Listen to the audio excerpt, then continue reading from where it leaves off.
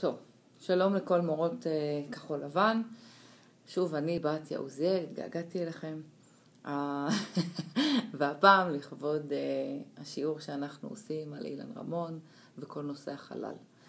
אז ככה, חילקנו את הפעילות לארבע קבוצות גיל, כשבעצם המטרה מהקל אל הקשה. אם אתם חושבות שזה טיפה יותר קשה, אני מאוד מאוד מאוד ממליצה לקחת את החומרים, להסתכל, לנסות לעשות את זה בבית לפני.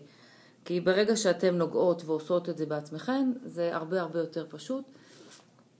אתם מכירות את הילדים ואתם יודעות אם זה מתאים מבחינת הרמה אליהם או שהם יתקשו. בפעם הקודמת היו הרבה מורות ששינו את ההפעלה, כי הם ידעו שזה טיפה קשה לגיל של הילדים של הכיתה שלהם. אז ככה, ההפעלה הראשונה שלנו תהיה בעצם בריסטול שחור, שזה תמונת חלל, בואו נקרא לזה, והילדים ייצרו תמונה שהיא משהו כזה, הפוך, משהו כזה. תכף אני אראה לכם כל מיני איתורים, ודוגמה אחת נוספת של זה, זה בעצם עם חללית, והפעולה היא מאוד פשוטה. החומרים שאתם תצטרכנה, בריסטול שחור, חיתוכים של ירח, כאלה, או ירח צהוב אפשר לעשות ירח מלא, אני אתן לכם גם אפשרות לעשות טמפלט של ירח מחייך עם פרצוף, ואתם תוכלו לתת לילדים לסמן, לעשות טרייסינג ואז לגזור. אם הם קטנים זה קצת קשה, אז אולי הירח הפשוט או שאתם פשוט תכינו להם את זה מראש חתוך. החומרים שאפשר להשתמש בהם עבור כל החיתוכים האלה הם ככה. אני קניתי מהדולרמה בריסטול כזה שהוא נוצץ כזה. אם אתם לא מוצאות את זה שם, אפשר להשתמש תמיד בשקית אריזה של מתנה. זה פשוט שקית. זה אותו דבר, זה חומר דומה, זה חומר יפה, יש להם את זה בכל מיני צבעים. תאלתרו. אם לא החומר הזה, יש נייר אריזה שבא בצבע זהב או כסף, פשוט גליל נורא ארוך של נייר אריזה, יוצא מזה בלי סוף ירח או שמש. אתם בטח מכירות ונתקלתם גם בנייר הנוצץ הזה שיש בדולרמה. זה בא בכמה גוונים, זהב, כסף, כחול ואדום, יש גם ירוק. תוכלו, אם תמצאו, כל דולרמה יש להם אוצרות אחרים. יכול להיות שאתם תמצאנה דברים אחרים, אז פשוט תנו לדמיון להתפרע. אפשר גם את הפום, את היריעות של הסול, שהם נוצצים עליהם, שזה בא ב6 או 8 צבעים בכל אריזה. בכל אופן, אני חשבתי על החומרים האלה כירח ואופציה לחללית ולשמש. מה שעוד אני אתן לכם בשקית יהיה את החללית, ותנו לילדים שוב לעשות טרייסינג ואז לגזור את זה.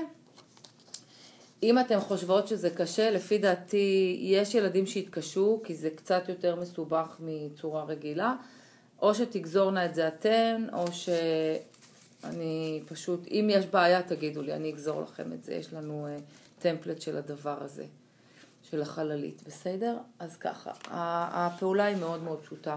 כל ילד מקבל את הנייר שלו, ועליו אתם נותנים להם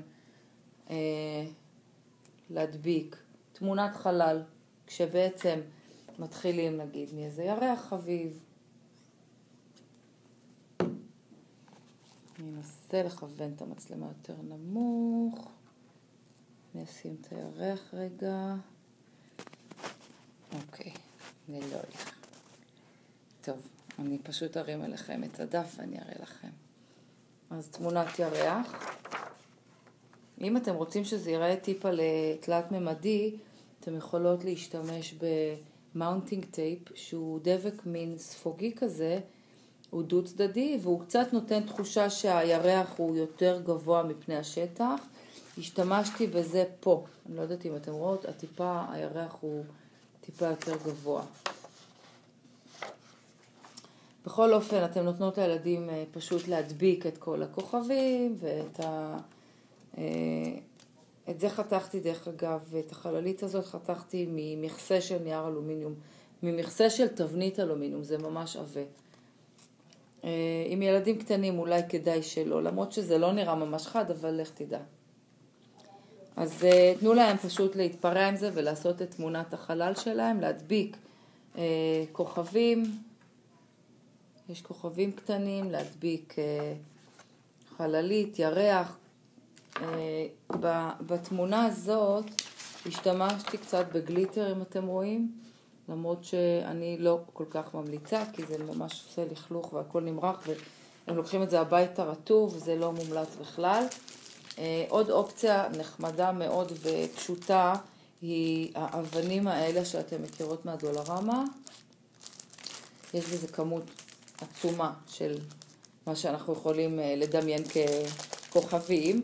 עכשיו, כשאתם רוצים בעצם לקחת את הכוכב בנפרד, אתם צריכים לחתוך אותם ככה, כדי שלא ייצא להם שורה שלמה, אתם צריכים לחתוך את זה באורך, ואז זה מנתק את הדבק שבין השורות. והילדים לוקחים רק אחד ולא את כל השורה שמקשה עליהם בעצם. אז אתם צריכות בעצם ההכנה מוקדמת לחתוך את זה לרצועות אורך, בצורה כזאת. ברגע שזה חתוך לרצועות אורך, הם יכולים להוציא אחד, ואז זה בעצם ממש נראה כמו כוכבים. אפשר לשים את שני הסוגים, קניתי במקרה הזה, את זה שיש עליו פנינים, חצאי פנינים, וזה גם נראה כמו סוג של כוכב מאוד יפה. הנה אני שמה לכם את זה שנייה מרימה. אתם רואים, זה גם נוצץ כזה. עכשיו,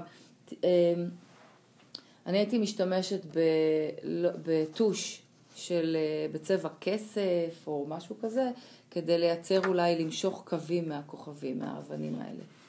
הנה, זה בעצם בסדר. וכל הרעיון הוא בעצם לייצר לכל ילד את תמונת החלל שלו, כמו שראינו בהתחלה. זהו, עד פה תמונת חלל.